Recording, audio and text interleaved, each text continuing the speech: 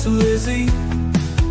I don't ever smoke the dizzy, but we can always share some disease. It's just a cup in time. This song doesn't have to rhyme. Life's all of us, not every moment we can be feeling fine.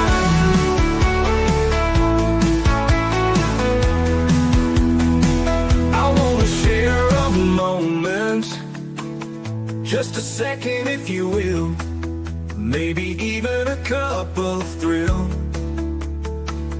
We could share this performance. It's tea time, come sit with me.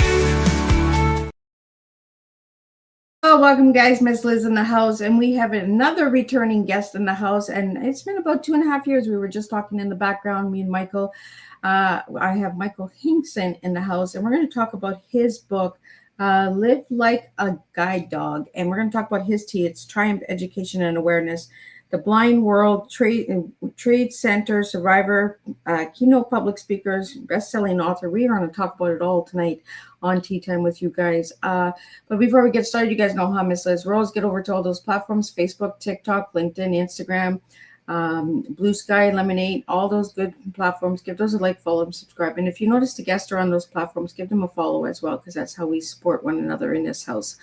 Also, jump over to the podcast apps: Podbean, iHeartRadio, Listen Notes, Deezer, Spotify, Apple Podcasts, all those good platforms. Give those a like, follow, and subscribe as well. Miss Liz is on all of those as well.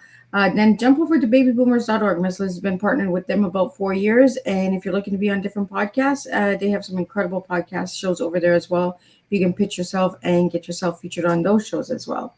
So let's start with disclaimer and then a beautiful intro. And then we're going to get Michael in here and we're going to have some fun with all of you guys tonight. Disclaimer for Miss Liz's Tea Time live show. Miss Liz's Tea Time is a global platform dedicating to sharing real life stories, diverse perspectives, and meaningful conversations that inspire awareness, healing, and connection. I'm Miss Liz is going live using StreamYard. Before leaving a comment during the live broadcast, please grant StreamYard permission to display your name at StreamYard.com. Please be advised that all the content brought forward during any Tea Time show is presented in good faith. However, discussions may include opinions, beliefs, and perspectives that do not necessarily represent the views of Miss Liz or the Tea Time platform. Information shared by guests is based on their own experience and is perceived to be accurate at the given time of airing. All guests, viewers, and participants are responsible for using their own good judgment when considering any action or decision that may relate to these discussions. Some episodes may cover sensitive topics, including but not limited to trauma, abuse, grief, mental health, and other emotionally triggering subjects. Listeners' and viewers' discretion is strongly advised. Tea Time with Miss Liz is an open discussion forum designed to offer insight, inspire awareness, and create connection. It is not a substitute for professional, medical, legal, or therapeutical advice. If you require professional support, please seek assistance from qualified professionals or trusted resources in your area.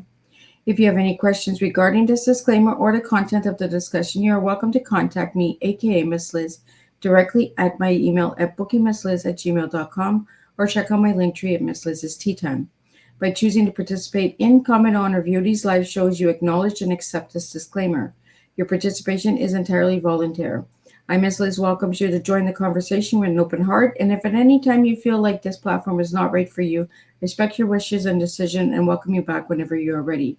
Tea Time with Miss Liz is serving truth and awareness one cup at a time. Well, welcome to Tea Time with Miss Liz, where every conversation reminds us that courage is not the absence of fear. It is the ability to keep moving forward with trust, awareness, and purpose. Today, we are deeply honored to welcome back Michael Hingson, #1 New York best-selling author, keynote speaker, podcast host, and international recognized advocate for inclusion, accessibilities, leadership, and resilience. Blind since birth, Michael has spent his life challenging assumptions about what people with disabilities can achieve. His story became known around the world after he survived the September 11th attack on the World Trade Center alongside his guide dog, Razel. Their remarkable partnership became the heart his best-selling book, Thunderdog, a powerful story of trust, teamwork, calm under pressure, and the extraordinary bond between a man and his guide dog. Michael's work, however, reaches far beyond one historic day. Through his book, speaking, advocacy, and podcasting, he continues to challenge the way society thinks about blindness, accessibility, leadership, fear, and human potentials.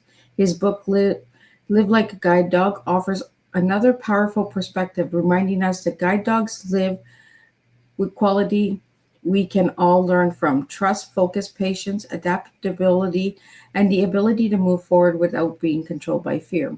Today, we'll explore Michael's lifelong experience of blindness and independence, the extraordinary partnership between Michael and Roselle, surviving September 11, and the lessons that follow, how trust changes the way we face uncertainty, challenging misconceptions about disability, accessibility, inclusion, and creating opportunity for everyone.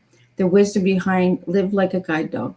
Michael reminds us that limitations are often created by assumptions long before they are created by ability. So grab your favorite cup and join us for a powerful conversation filled with courage, trust, inclusion, resilience, and real life tea. And let me get Michael in here. Let's spill some tea. Welcome, Michael. Thank you. And it should be a teacup if you're going to bring in a cup, but that's okay. Do we got you? Do we got you? I'm here. Hello. There we go. I There we got go. you. And as I said, if you're going to have a cup, make it a teacup. A good teacup, right, Michael? Good teacup. That's it. Well, is this the time to say I hope I don't alienate anybody, but I'm a tea drinker, but that's okay.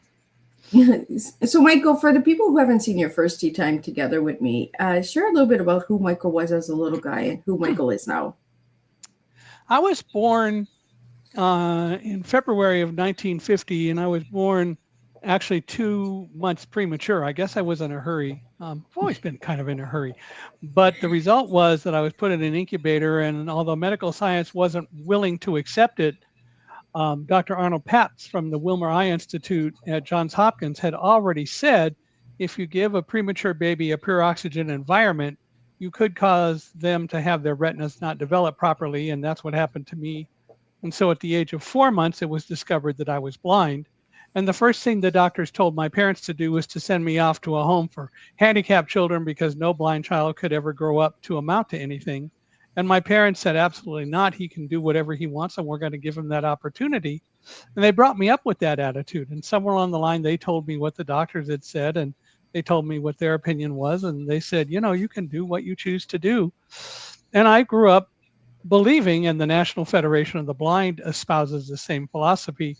Blindness isn't what defines me. What defines me is what I do and how I do it, and what I choose to do with my life. So blindness isn't the problem. Societal attitudes are the real issues that we face. And I grew up believing that, and I've done that for my entire life. So, Michael, when did you, as an older gentleman, when did you realize that you could do anything possible? I've kind of always believed I could do anything possible, although there were times that I couldn't do things because I couldn't find the technology or the whatever to do it. So, for example, for the first 27 years, let's see, is that about right? First 26 years of my life, I'd say 27. I didn't have the ability to. I didn't have Ring what holes it took going to on be able. here. Sorry. Oh, there we go. We got you back. We had some little wormholes. Technology is just playing games with Miss Liz tonight. Who is distorting the space-time continuum? That's what I want to know. So it was about late 1976. I was 26 when I got involved in a project because I was unable to read print out loud, and other people couldn't as well.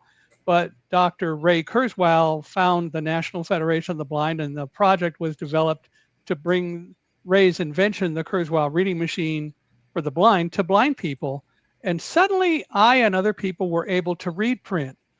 So before then, I recognized that I didn't have the same process of being able to look at print that sighted people did. But I also didn't let that stand in my way. I found other ways to get material, whether it be in Braille, whether it be read out loud, somebody recording it. But having the ability to read print certainly opened up a lot of doors. And that's what happened with Ray Kurzweil and his project that I was involved with. So as far as me and when did I decide I could do anything, I always believed that there were ways to do things. If I were to refer to science fiction movies, I would talk about the second Star Trek, The Wrath of Khan, and um, and talk about the fact that Kirk and Spock always talked about the fact of being able to do anything and made it happen. And I agree with that. I think that the reality is that we don't necessarily always have the technology directly available.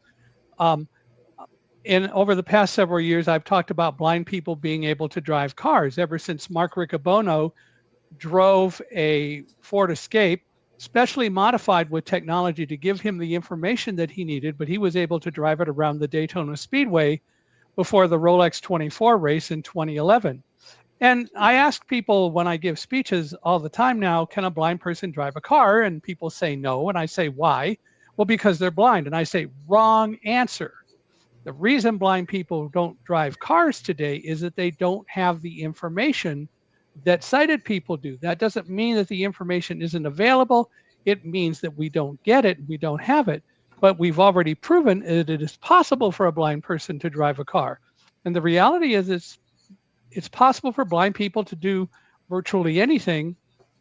And if we can't do it now, we will be able to do it in the future. And by the way, the vehicle that Mark drove wasn't an autonomous vehicle. He was literally getting information from sonar and radar and technology that gave him the information so he could drive around the Daytona Speedway, avoiding obstacles, going through an obstacle course. He also passed a vehicle. The vehicle before he passed it was throwing out boxes that he had to avoid. The reality is that it's all about information. And there's so many things dealing with blindness that we deal with today. In 2023, I was at a hotel, and I won't go into all the details of the hotel, except that I had been awarded a prize to attend the Kelly and Ryan Live After Oscar party. And I took my niece and nephew, and we were at the Hollywood Roosevelt Hotel. About 3 o'clock in the afternoon, we went upstairs to drop off our luggage. And we were coming back down the main stairwell from the third floor to the first floor, which was a very open stairway. You could see all the way down. And suddenly people started screaming. And I asked my niece, what's going on? And she calmly said, well, we just lost power in and around the hotel, and people are screaming about it. Because sighted people are so addicted and so fixated on having light as they demand it, that when something changes, it causes them to become fearful. And people were afraid, even though it was 3 in the afternoon, plenty of light coming in through the windows, it wasn't what people wanted. And I started to think about that. And later I wrote an article about it, because what I realized is we have to change our term for disability. Disability is not a lack of ability. Of course, my diversity friends tell me that it is.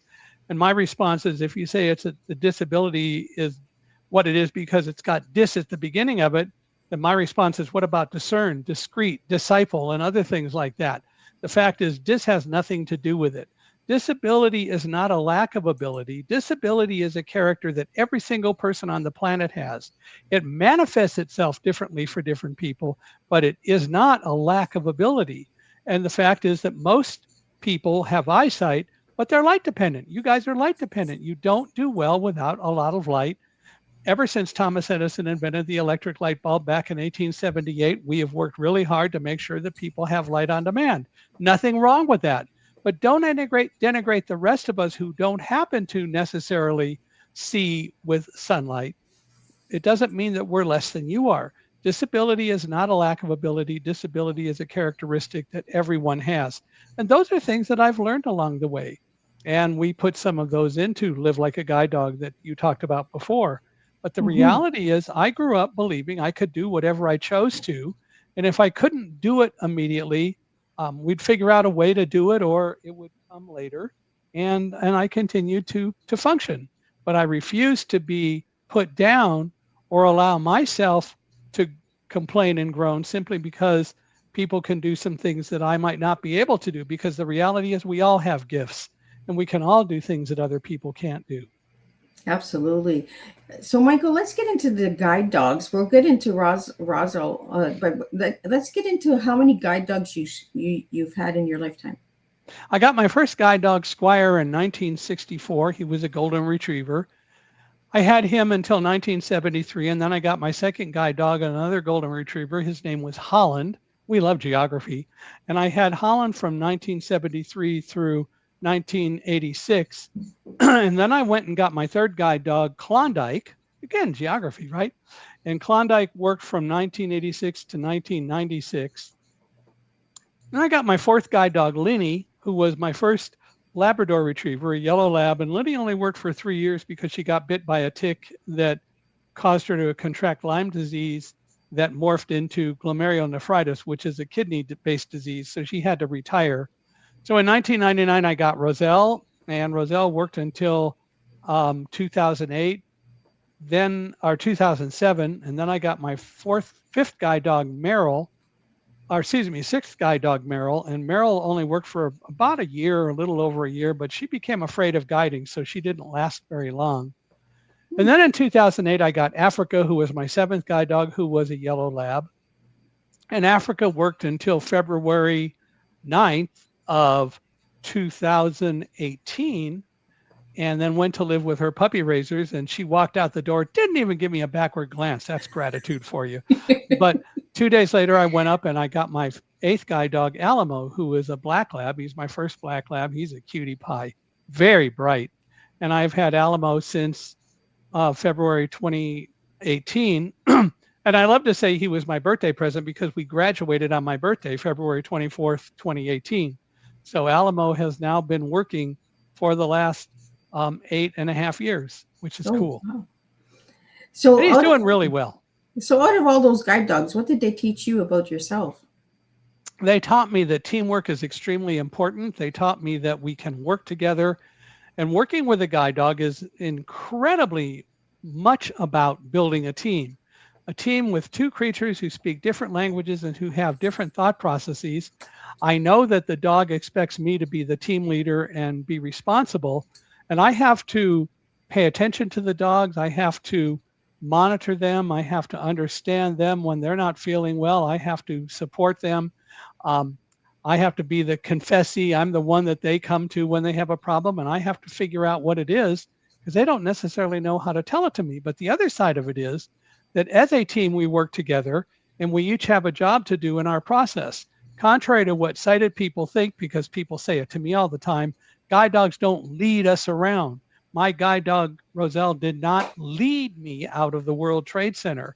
My guide dog, Roselle, guided. That is to say, her job was to make sure that we walked safely. And if there were obstacles or whatever that got in our way, she would stop or go around them. But it was my job to know where to go and what to do and how to get there. And I spent a lot of time because I understood that. I spent time working in the World Trade Center before even really using Roselle. I left her in the office and I'd walk around with a cane to really learn the facility, to talk to the fire department, to Port Authority security people, the New York police, and so on, to learn everything I could about not only emergency preparedness, but where things were in the World Trade Center. Because I also knew that as the leader of the office, I was the Mid-Atlantic Region sales manager. It was my job to be the leader. And so I had to do what any leader would do. The difference is I don't read signs and do things like that. So I had to truly learn stuff. What I didn't realize until September 11th was that was creating a mindset in me because, as people always say, knowledge is power. And I gained a lot of knowledge. And on September 11th, that mindset kicked in and I was able to function, help other people in terms of getting out, doing other kinds of things that needed to be done, and working with Roselle to make sure that we walked out safely. And there were times that Roselle couldn't even work as a guide dog because the stairwell was so crowded that she had to walk at heel. So I wasn't using the harness, I was using the leash, and actually she was walking on my left side behind me and I was holding onto the stair rail. But it was my job to be the leader of the team, and it is my job. And she knows that, but I also respect her for the work that she does, and I respect that work in every guide dog I have. Well, Michael, we got some questions that are coming into the studio, and I'd like to get the first one out to you. The first one comes in from Tools for Everyday Living. Michael, what is the first lesson your guide dogs taught you about trusting yourself? I think the first lesson was, I always had faith in myself. It was probably more trusting in the team. But I think if you were to talk about trusting yourself, it was learning how to focus and stay calm. So there were times that I would be working with my guide dog. I remember one time I was working with Roselle. We were working at the time for Guide Dogs for the Blind, and we went to the Oregon campus, and I was staying at an apartment that the school had rented. And I went out for dinner, and I couldn't find my way back to the apartment afterward. And it was a pretty panicky, potentially speaking, situation because I couldn't figure it out. And Roselle didn't know what I wanted. I finally realized I had a GPS system and we figured it out. But what I learned from that is I need to stay focused. I can't comment. I can't not comment. I can't panic. I have to focus and stay calm for the dog. Because if I start to panic, the dog's going to panic. And my job is not to panic, but rather to figure out what's going on, figure out how we deal with it, and then get us where we need to go and give the dog direction. So between my talking GPS system that I eventually realized I was carrying and using something called structured discovery, which allowed me to kind of step back and look at what was going on and figure out where we were a little bit, we got back to the apartment and had a good night's sleep. Thank you very much. But it's all about staying focused and learning not to panic and learning not to become frightened, because if I do that, that's going to affect the dog. And one of my firm beliefs is I've had guide dogs primarily that have lasted a long time working because I stay calm, I keep them calm, I encourage them, but I don't let them get stressed out because I don't get stressed out. And that's because I've learned that from the dogs. So, Michael, we have another question here from Polar Bear Parliament, and it's how did Roselle personality influence the way you approach difficult situations? Polar Bear Parliament, that's cute. Right? Okay, yeah. So, well, she was very focused and probably as focused as any guide dog I have ever had. And that helped me because I knew that if I were going to keep up with her, I had to stay focused as well. And that's part of why I spent a lot of time learning about the World Trade Center, learning about what to do in different kinds of situations, learning how the World Trade Center behaved, learning what the fire department did in emergencies and so on. So she was focused, and that set a good example for me. And I believe very much in dealing with examples. And I will never denigrate my dogs for the job that they do. If they screw up, we're going to talk about it, but not in a horrible or mean way. What we do is we fix it. Mostly they don't screw up. If there's any kind of screw up, it's because I don't figure something out that I need to, but we go back and figure it out. But it's important for the dogs to be able to focus and for me to encourage them to stay focused to do whatever it is they have to do.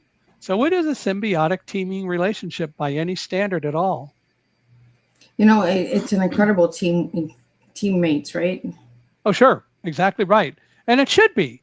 We're a team. We each have a job to do, and it's vitally important that we each respect the other's job.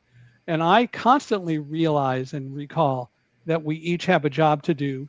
And as the team leader, I have to be the first to respect the teaming relationship and the job that each of us has to do. Well, we have another question, and this one comes from Rick Albert, and it's how much of being prepared for emergency comes from training and how much comes from mindset? It's kind of both. I think, though, that it starts with a mindset that says, I want to be prepared, and I learn that it's necessary to be prepared. When people talk to me about what do I take away from September 11th, it is what happened on September 11th validated everything I've known and learned about myself and learned about being blind. And the reality is that I believe it's so vitally important to prepare for emergencies. I think that anytime any of us are going to spend any amount of time in a place, we should learn all we can about what the emergency evacuation procedures are. We should learn where all the exits are. And I mean all the exits. You never know what exit you're going to have to take. I've given a number of speeches and I've stood up on a stage talking, and I've talked to people about where emergency exits are, and they tell me about the ones behind them that'll take you out of the room where we're speaking, the auditorium or whatever, and I say, "Are those the only exits?"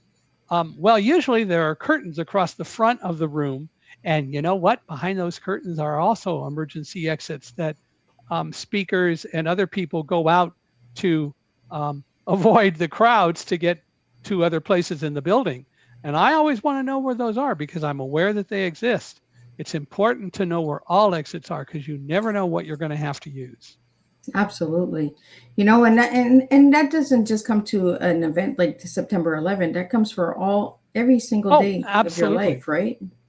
The bottom line is that we need to be aware. One of the things that I learned in college, and by the way, I have a master's degree in physics and a secondary teaching credential, but almost from the beginning in my freshman year, one of the things that I heard a lot from my professors was pay attention to the details. So for example, they said, you can figure out mathematically how to answer a question, but if you don't do it right, the units won't calculate properly. For example, if you're calculating acceleration, it has to end with feet per second squared, meters per second squared, or whatever. And if you can't get the units to balance and match, you haven't solved the problem the right way, even if you get the right numbers. The fact is we should learn to pay attention to details all the time. And I work at it. And I've had a few lessons where I didn't. So for example, one of the first speeches that I gave was in Florida at a new Ritz-Carlton hotel to Federal Express. And I came in, the hotel had just opened, and I went up to a room to change. And I went straight to the room. They took me to the room and they said, we'll be back in 15 minutes to get you. And they were. But before that happened, the fire alarm went off. And there I was in this room. Now, I knew enough to know where the stairwell was, and I knew enough about hotels to kind of figure out where emergency exits were. But I didn't know because I didn't ask, and I should have asked up front. But I figured it out and got to the emergency exit. It was a false alarm, of course. But by the same token, it was a great lesson to say, you got to learn the stuff up front. So when I go into hotels now and I get up to my floor, one of the first things I do is inquire or explore to find the emergency exits, the stairwells, whether they're emergency exits or not. Because in the case of an emergency, you don't want to take elevators. Absolutely. Well, Michael, the next question comes in from Dixon Road, and it's, Michael, your ability to turn such difficult experiences into lessons about hope and resilience is incredible, inspiring. That's a comment. The next question comes in from Paula. Did you experience on September 11 change the way you understood leadership? I wouldn't say that it changed the way I viewed. It validated and it strengthened a lot of my views. And I would say it has helped me refine my view of leadership. So, what is a leader? A leader isn't necessarily a boss, and a boss isn't necessarily a leader. The reality is we all have talents, and good leaders are the people who will work with the people who work for them and recognize that there may be times that somebody who works for them may have a skill that would better benefit a particular situation than what the leader has. And I think that's extremely important. I've seen so many examples of companies that reward teams by rewarding the boss who's supposed to be the leader, but the boss didn't really do the work, other people did, and they don't get the recognition for it. And that isn't fair or right either. Yeah. But I believe that leadership is a skill, it is a talent, and I believe that everyone has times when they can and ought to be the leader of different situations. But the fact of the matter is, if you're a leader and you're truly a leader, then you have talents that will work in different situations. And you also know that maybe what you can do isn't going to work in other situations. So one of the things that you can do is help find the other people who can help you and your colleagues in a particular situation. And I think that's extremely important. Well, the next question we have comes in from Ryson Jones. How has your understanding of resilience changed throughout the years since 9/11? Oh, I think that we overuse resilience a lot anyway, but I think that resilience is all about recognizing that you have the ability to do things and you use your skills to accomplish those tasks, and you use your skills to say, I can deal with this, whatever it happens to be. or I will find someone or something to help me accomplish whatever it is that needs to happen. But what's most important is, and you're going to deal with resilience, you don't let ego get in the way. I think it's extremely important that if you're going to be accomplishing anything, you're going to lead a team, you're going to work as part of a team, whatever, ego's got to stay out of it. One of my favorite books is a book written by a guy named Patrick Lencioni, Lencioni. It's called The 5 Dysfunctions of a Team. It's a fairly short book. It takes about 3 hours to read with Audible. And it's a book that talks about teamwork. It talks about the fact that good teams have all the people on the teams accountable to each other. So if you make a commitment to do something, you also give anyone on the team the right to not abuse you, but to challenge you. Well, you said you were going to do this by today. What's going on? Or how is it coming to get that done? And it's important that teams in general recognize that everyone on the team is a part of the team. Again, you keep ego out of it. What you do is you work to accomplish something. And there may be times that what you need to do is something that you have to ask someone else for. Don't be afraid. Don't be shy to ask somebody else for help to get something done. And oh, by the way, if they help, give them credit for it. But the bottom line is when we're working as a team, we're all on the team. And our job is to work together to get things accomplished. Michael, we have another question, and then I'm going to pull up the book for all the people that are watching the video. This one comes from Natural Life. What is one change you would love most to see in organizations make to become more generally accessible and inclusive? If I were to start with one thing, I'd say make websites accessible. The Nielsen Company several years ago did a survey that shows that 35% of all people with disabilities are more likely, and I think it's really higher than that, but are more likely to like companies that truly make them feel welcome by making their websites accessible, by making other aspects of their companies and their products accessible, but especially websites. Only about 5% to 5.5% of websites are truly accessible today. And the reality is websites can easily be made accessible. It's not magical. There are guidelines from the World Wide Web Consortium to help you do it, but people don't do it because they're not taught, their developers are not taught, or they think it's way too expensive. And it's not if you make it right from the outset a priority to make the website accessible and make it inclusive for everyone. That's one of the most substantive ways today to bring people into your company, because we're all looking for online sorts of things, online shopping and all that. And so we really should do whatever was necessary to make websites accessible. I worked with a company for 5 years called Accessiby. Accessiby is a company that started out with a widget, an online AI technology to make websites accessible that sort of worked. It didn't work in all cases, but Accessiby has evolved over the years, and they're very good at making websites accessible today because they do a lot more than just using an AI widget. They have coding people and other technologies to help truly make websites more effective and more inclusive than they were and than they are. And I think it's very important that companies realize that you should do whatever it takes to make your website fully inclusive for all. The CDC says that 25% of all people have some sort of disability. They may not be able to use a mouse. They may not be able to hear videos, which means there needs to be captioning. They may not be able to see the videos, which means that there needs to be talking. As I said, some may not be able to use a mouse. And so there are other ways to accomplish what you do with a mouse. But the website has to make itself, or be made to make itself accessible. And that is something that we should do across the board. And these are little things that people can change. Easily.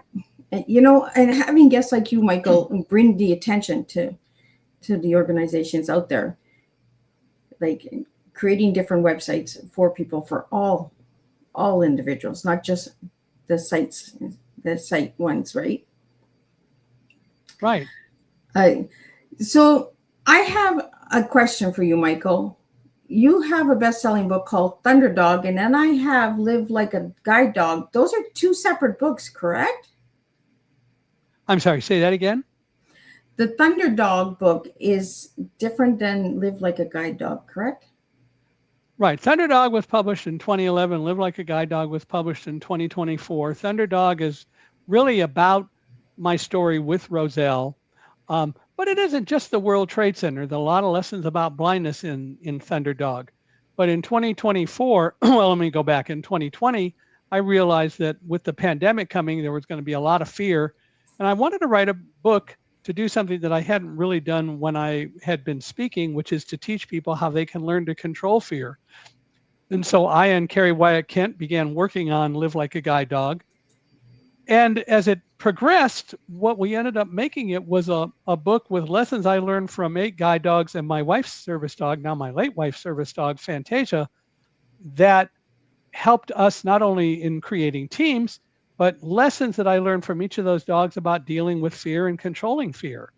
And so that's what Live Like a Guide Dog is really all about. As an example, one of the things that people do all the time is what if everything to death? Well, what if this happens? What am I going to do? What if that happens?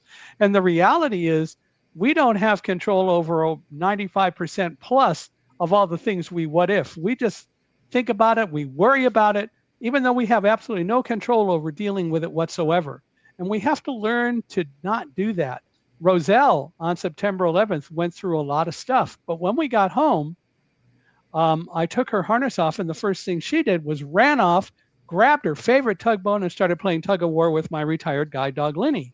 When I talked to the vet at Guide Dogs for the Blind the next day, he asked me, did anything threaten Roselle? And I said, no. And he said, well, there you go. Dogs don't do what if. She's in the moment. She was done. She went off and played. She had a good time. And then she did go out when she needed to. But the bottom line is we should learn not to what if so much. You know, there's so much that we don't have control over. Absolutely. And if anybody wants to see Michael's first tea time, we did do Thunder Dog. That's why the cover looked a little different when I was looking at it. And I was just like, oh, yes, we did Thunder Dog the first time you were on tea time. Yeah, we talked about Thunder Dog. So, Michael, how has your guide dog influenced not only your independence, but also your outlook on life?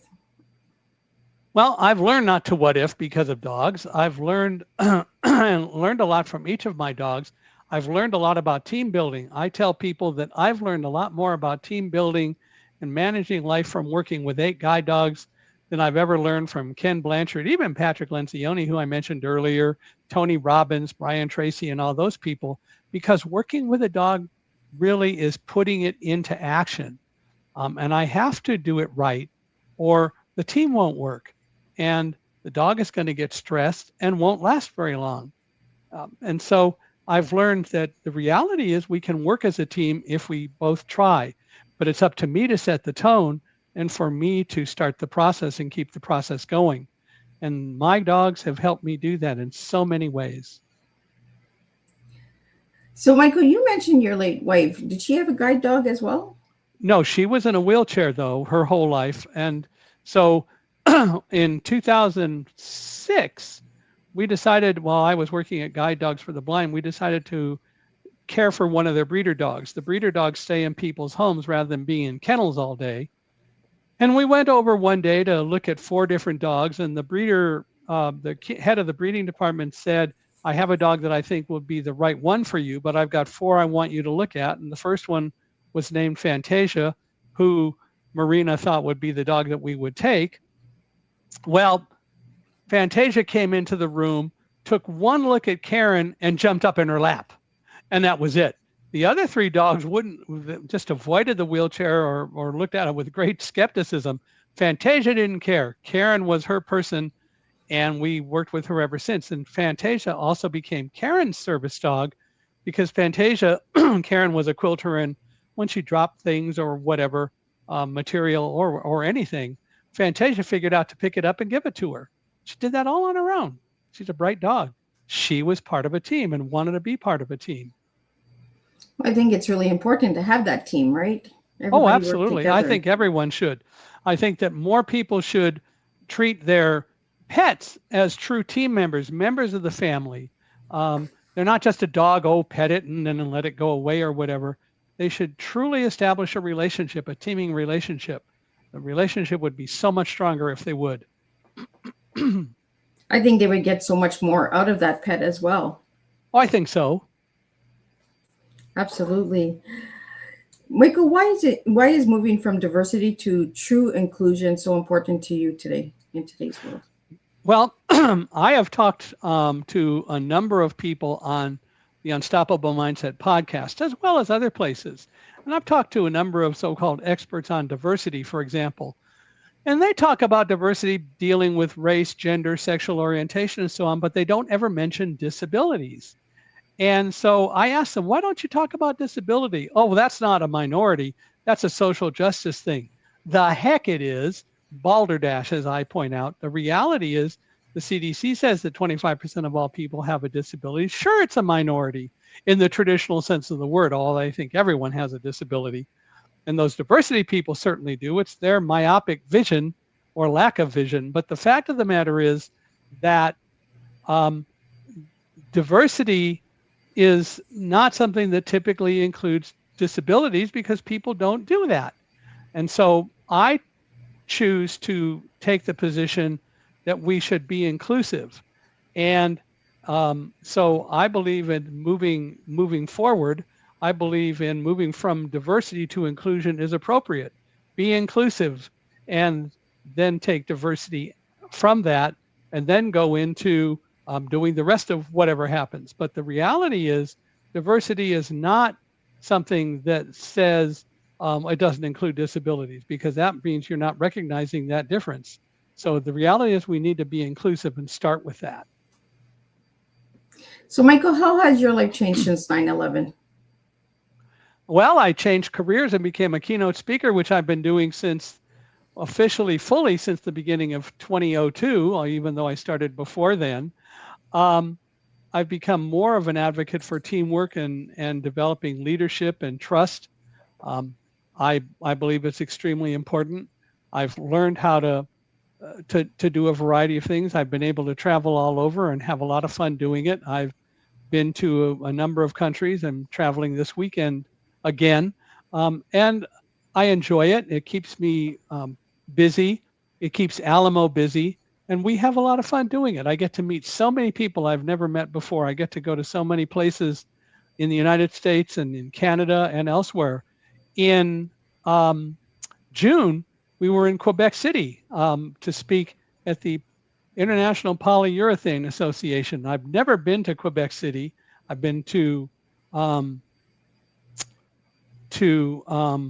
Montreal, but I've never been to Quebec City. It was a lot of fun to go tour around. I love to go to different places and meet people. And I think everywhere I go, I want to meet people and get to know them better and try to be a good representative for me and so many other people. So, Michael, you often say fear can be a positive force. Can you explain that philosophy to the listeners? Fear is, in reality, something that we can learn to control. And fear, if we truly learn to control it and use it properly, will help keep us focused. I'm not saying don't be afraid, but I'm saying control it. Don't let it, as I would put it, blind you or overwhelm you or paralyze you. You can control fear, and you can use that fear to help you stay focused to do whatever you have to do. I did it on September 11th. I do it in a lot of unknown situations. What I won't do is let it overtake me and make life difficult for me. My job is to say, okay, this is going on. There's a stressful situation here. What do we do about it?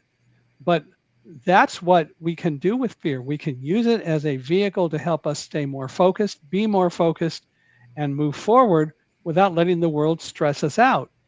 How do we do that? Well, one of the lessons that I talk about in Live Like a Guide Dog is I think everyone can look at what happens. So let's take a given day. Let's talk about what happens on that day. Some good things happen, some bad things happen. Take time at the end of the day when you're in bed getting ready to fall asleep and think about what happened. What were the good things? Could you have done them even better? Think about the things that didn't work right. I will never say failure, because I don't think that failure works. I think that maybe something didn't work right. The question you have to ask yourself is, what could you have done differently to make it better? And you have a subconscious mind that is ready to tell you anytime you are willing to listen to it what to do to make things better. One of the examples I use regularly is Trivial Pursuit, which is a game that's been around for years, and people play it. Somebody will read a question from a card, and then they'll read some answers, and you have to choose the one that you want. How many times, and I ask people this all the time, how many times did you play Trivial Pursuit? They read the question and they read the answers, and immediately you think of an answer, one of the answers, and you say, that's it. But you say, oh, that was just too easy. That can't be the right answer. And you change your mind, you give a different answer, but that first answer was truly the right answer. And the fact of the matter is, we need to learn to listen to ourselves, to listen to our subconscious minds, our inner voice, because it will steer us every time. So, Michael, do you have any plans of writing another book? Not at the moment, but maybe one will come along. If it does, I will certainly embrace it. I haven't really thought of anything yet. I'm enjoying speaking and doing the other things that I do. So I'm hoping the time will come when I can do other things. But right now, I'm speaking and doing the podcast on Stappable Mindset. And if anybody wants to be a guest, love to have you. You can go to michaelhingson.com/podcast, and you can email me from there. Or you can go to speaker, SPEAKER, at Michael Hingson, MICHAELHINGSON.com. And you can email me. Love to have you on the podcast. We're always looking for guests who have stories to tell, because I think that's what the podcast is really all about. Well, we have a question that just came in, and it says, your life has inspired millions. What has been the greatest lesson you've learned from living without limits? Team building, learning how to create a team, learning how to be part of a team, and wanting to do that. I think it's so important. I think that the only limits we have are the limits we put on ourselves, and we need to recognize that and face that as part of what we do. So, Michael, would you ever write a book about all the guide dogs? Live Like a Guide Dog has chapters about every dog. So could you tell us a little bit more about, is it chapter 1, chapter 2? Well, as we started writing the book, we decided, and well, as we got into it, we decided to take each chapter and make it about one of my dogs. I think Roselle has 2 chapters. And I'm trying to think if any of the other dogs do. Maybe Holland does. But what we did was we talk about the lessons I learned from each dog as we go through the chapters. And so it is really all about each of the dogs and the lessons I've learned, the adventures we had. It's a fun book, but it is a book that has a lot to teach people about blindness, being blind, and about teamwork and trust and leadership and dealing with adversity in our lives. The full title of Live Like a Guide Dog is Live Like a Guide Dog, True Stories from a Blind Man and His Dogs, about being brave, overcoming adversity, and moving forward in faith. So let's talk about your faith. How has faith guided your journey through both triumph and adversity? Well, I am a believer in God. And I believe that God is talking to me all the time, and it's up to me to listen. I've been involved in Methodist programs. My wife and I were both Methodists, and I guess I'm registered somewhere, but I don't go to church much since it's just me now. She passed away in November of 2022. We were married for 40 years, lots of great memories. And as I tell people, I have to continue to be a good kid, because if I'm not, I'm going to hear about it from her. She's going to beat me up or do something, I'm sure, wherever she is. So I got to be a good kid. I don't even chase the girls. Well, they're not chasing me either, so it's okay. But anyway, I've always believed in God. I believe that God is there. And if there are people who don't believe in God, that is their right. And I'm not going to condemn them for it. It's not my place to do that. But I believe in God. I believe that God talks to me. And in Thunderdog, we even talk about that some, because there was a time in Thunderdog when I specifically heard God's voice. When I'll brought it up, I'll tell the story. When Tower 2 began to collapse, my friend David turned and started to run away. And I turned Roselle around 180 degrees, and we started running away from Tower 2 as it was collapsing. And the first thing I thought of was, God, I can't believe that you got us out of a building just to have it fall on us. And as soon as I thought that, I heard in my head, as clearly as you hear me now, a voice that said, don't worry about what you can't control. Focus on running with Roselle, and the rest will take care of itself. And I also had this absolute sense of peace and conviction that if we worked together, we would be fine. Was that God talking to me? Yes, I believe it was. It wasn't anybody else because I didn't say what I said out loud. So I believe that's the case. I believe that God is part of our lives, and it's up to us to accept that or not. And it's up to us to learn. But I think that the opportunities are there, and it's up to us to take them or not. So, Michael, since September 11, have you seen any changes in the safety protocols of exiting buildings? Oh, I think there have been some. I haven't seen a lot specifically, but I haven't been in very much in tall buildings. I know there was discussions about people in wheelchairs having better escape chairs or things that they can be put in to go downstairs and be helped downstairs. I think there have been um, safety improvements. I think there's also been a lot more, especially with tall buildings, to not only keep the building safe, but to observe what goes on around them so that if another airplane is coming toward the World Trade Center, I'm sure that there are some other things that I don't know about that will help keep the building safe.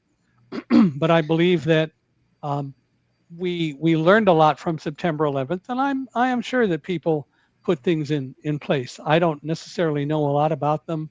I haven't been told about them, um, and some of them I'm sure are kept quiet for reasons, but that's okay. So, Michael, have you connected with any of the individuals that were in the towers with you since September 11th? I've seen David Frank, my colleague, several times. I haven't seen him for a while. Last time I checked, he was selling real estate, but I haven't seen him for a while. I've talked to some of my other colleagues. They weren't in the towers mostly that day, but I keep in touch. But yeah, we try to keep in touch with people. And what has decades of speaking around the world taught you about resilience and human connection? That we can do it. Um, I know that I've learned a lot about traveling throughout the world. I've been to a variety of countries, as I said, and I believe that we all are on the same planet. We're all part of the same world, and we need to all respect each other. I won't look down at anyone or toward anyone. I believe that we all are in this together, and people are more likely to accept you and be satisfied with you if you treat them right too. Well, Michael, I've got some lightning bolt questions here for you. So just some quick answers. Guide dog walk or a quiet evening at home? Both at different times. Oh, Typically, I do like to walk with my dog, but right now it's pretty hot outside, so we don't do a lot of walking. And I like quiet evenings at home. I like to read. I have a long island in my living room, and I will put on a book and walk around the island, and I'll get 10 or 15,000 steps in just walking around the island. But I also work with Alamo, and we get to exercise and do things as well. so afternoon or evening, what do you prefer, coffee or tea? Tea And what's your in the favorite morning. what's your type of tea that you like to drink, Michael? PG Tips tea is my favorite. A British relative of Karen's came over and brought us a box of PG Tips tea many, many years ago, and we both adopted it, and I've liked it ever since. And now I can get it on Amazon, so I like PG Tips tea. And one word that defines courage for you? Faith, staying calm, and working to help other people. And what brings you the greatest joy today? Being able to be around people, living life is probably the most important thing, and having a guide dog and my other friend Stitch, who is a 16-and-a-half-year-old calico cat who stays with us. How long have you had the kitty cat? Did we talk about kitty cat before? Not on this particular podcast. We adopted her in 2015. We lived next to some people in another apartment. We were living in an apartment down here in Victorville at the time, and I didn't know that the apartment next door to us had a cat, but Karen did, because every time she would go out, if the cat were up in the window, they would have conversations. One day we came back from doing something, and we noticed that the doors to the apartment were open and furniture was being carried out. And so Karen went over to check that out. I took some things in that we had to get into the house, and I came back out and learned that the wife had died in December of 2014, which we knew, but we didn't know that the husband had decided to go live in an assisted living facility. And so the result was that um, his sister and his caregiver were moving out all of his furniture, and he had already gone to be in the assisted living facility. And Karen happened to say, "What about the cat?" Well, they said, "Well, do cats run away?" Because all the doors were open. And Karen said, "Yeah, they can." Well, the cat hadn't run away. The cat was hiding under a couch. And Karen said, "Well, what is he's going to take the cat, isn't he?" And they said, "No, he doesn't want anything to do with the cat." He said, "Just take the cat to the pound and get rid of the cat." Well, Karen Wow. said, "Absolutely not," because we knew the cat was about 5 years old. And so we said, "We'll find it a home," because we knew that we didn't really want to have a cat in the apartment because we had two Labrador retrievers. We had Africa and her mother Fantasia, who was Karen's service dog. I didn't mention that Africa was actually from Fantasia's second litter. So that was kind of fun. We had mom and daughter. But anyway, we said we would take the cat and find it a home. Is the cat okay around dogs? And they called and the husband said, "Oh yeah, absolutely." Well, we said, "We'll take the cat." We took the cat into the apartment. And the cat wasn't really happy with two big dogs staring at her. But within a couple of days, everybody settled down. Everybody was having fun. But before we took the cat, I made the big mistake, I love to say, of asking what the cat's name was. And again, we had just planned on having it long enough to find a home. But I asked the cat's name, and they said the cat's name was Stitch. And I said, "Okay, this cat ain't going nowhere," because my wife had been a professional quilter since 1994. Do you think a quilter is going to give a cat named Stitch? And Stitchy has been with us ever since. I like that, Stitch. Yeah. So, And now, Michael, and nowadays, Stitch, when she gets hungry, she'll come and bug me until I pet her, and go pet her while she's eating because she wants to be petted while she eats. if everyone lived by one guide dog principle, what would you hope it would be? Teamwork, um, and stay away from what ifing everything to death. Guide dogs live in the moment. We can learn to do the same thing, and we can learn to form better teams with not only people but other creatures as well. And we should do that. And Michael, what's your final message to everybody tonight? I think that the reality is we all are on this world. We're all part of the same planet. Don't live life in fear. We have so many things going on. People are fomenting fear all around us. Politicians and other people are. There's so many things over which we don't have control directly. But, even with politicians, when we have elections, we have control. We need to really look at what's going on around us, pay attention to the details, and make intelligent decisions. Don't necessarily do things just because someone tells you it's the right thing to do. Think about it and then follow through. Live life to your fullest, live life with principle, and just be the best person that you can be. And Michael, where can people get your book, Live Like a Guide Dog? They can get all three books anywhere books are sold. Amazon, they're available on Audible, they're Amazon, any other place where books are sold. You can go to a bookstore and they can order them for you.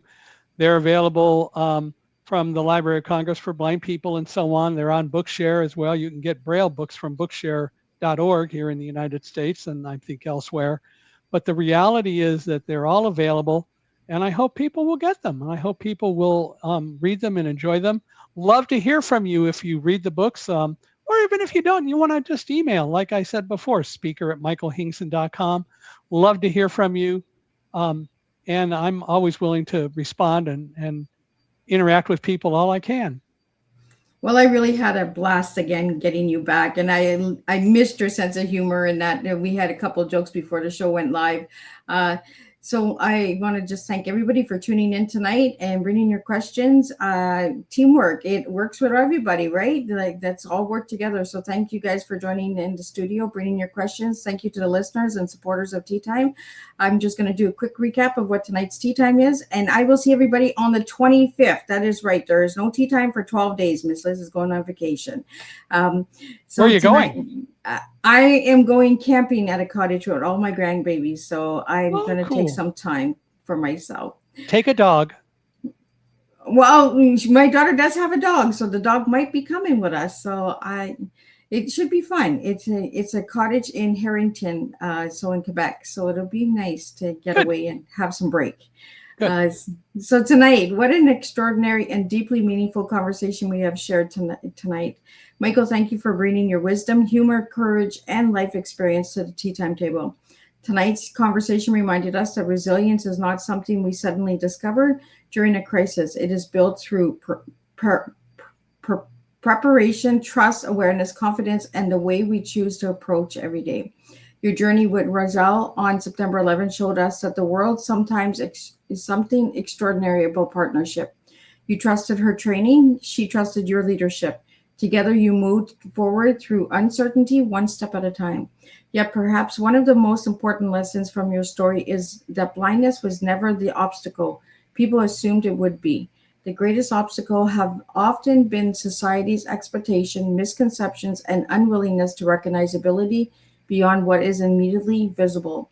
Through Thunderdog, Live Like a Guide Dog, and your speaking and your advocacy, you continue to challenge us to rethink disability, leadership, accessibility, and fear.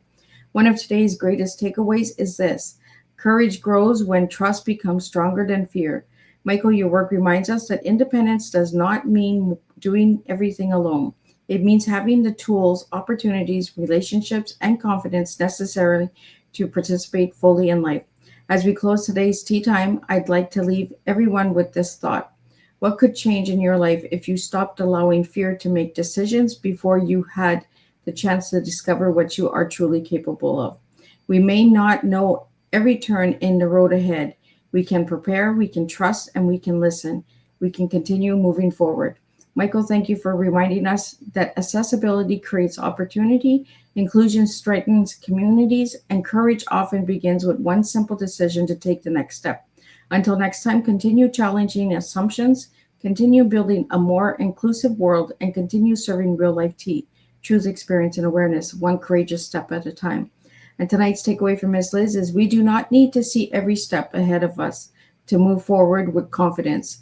Like the partnership between a guide dog and the person they serve, life asks us to prepare, trust, adapt, and keep moving. Courage is often simply trust in motion. And I'll see everybody on the 25th, and we'll do this all over again. Thank you very much. It's an honor to have been here.